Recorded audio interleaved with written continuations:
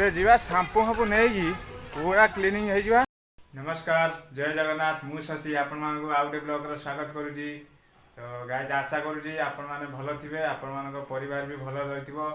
तो गाइज आज ब्लॉग बहुत स्पेशल हैला बढिया। तो देखि पारथिबे आपण को भाई रो बाल केते लंबा हो गलानी। तो जदि आ 2 दिन लेट कर देमी छाड़ बण जंगल हो जिवो। तो वर्तमान जीवा सैलून टिके जीवा जाइए टिके सेविंग कर आसवा। गाइज एबे रूम रे अछि रूम चाबी पकईकी एबे जीवा सैलून टिके।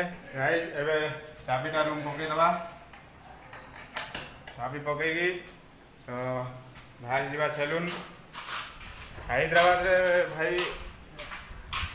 रे भाई माने उड़िया सैलून अच्छी। तो जीवा एबे भाई कौन करथिबे टिके देखिबा, जाइए सेविंग कर। हाँ आउ गोटे इम्पोर्टाट कथा गाइज, आपने जो दिन भी सेविंग हूँ बुधवार शुक्रवार प्राय यही 2टी दिन में सेविंग हूँ आपन को भल फायदा मिल। कारण आम मानकर महापुरुष साधु सन्त से कहते बुधवार शुक्रवार बाल काटिया दरकार, आउ अन्य कौन दिन काटिया द्वारा बहुत किसी क्षति होता है। देखिपारे वर्षा आंधी भी उठे, मौसम भी टिके आज वर्षा पाग अच्छी। तो जल्दी जल्दी जीवा टिके सेविंग हो पलि आसवा। रूम रो बहुत पाखर सेविंग। वर्षा खरा शीत दिन तो ये तो नित्यदिन मौसम तो लगी रही भाई। तो हाँ आहरी बुधवार शुक्रवार जो बाल काटे देखी काटे आम ओडिया भारी बढ़िया। हम ओडिया तो 12 मास 13 पर्व। तो देखिए भाई खुली थे ना सैलून टिके देखुची। तो फाइनाली भाई खुला अच्छी सैलून, मो बेड़ा भल अच्छी भाई आज अच्छा सैलून खुला अच्छी।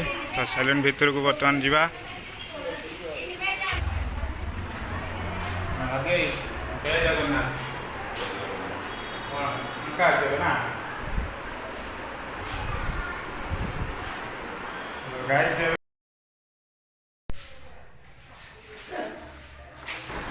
भाई बसी बुला बुली चेयर आ लेट करियानी जल्दी जल्दी सेविंग हो। भाई भी पूरा पूरा सेविंग पे रेडी अच्छा। फाइनाली गाइस सेविंग करी। तो चंदानगर आखपाखे जी भी भाई मैंने थे निश्चय भाई का सैलून को आसतु सेविंग जातु। सैलून भी देखिपे जबरदस्त सजाई। तो एबे जीवा रूम को एबे जीवा शैम्पू हमपू नहीं पूरा क्लीनिंग हो जावा। तो जाऊँगी रूम को जाऊँगी देखुए बाटर। आपण मान भल पाइबा सपोर्ट निश्चय भाई की दिंतु। एबे देखिपे रूम आसीगला गाइज। गाइज एबे रूम को आसीगली एबे जाऊँगी गाधे पड़ी फ्रेश हो आसे। एबे गाधे आसगले देखिपे पूरा रेडी।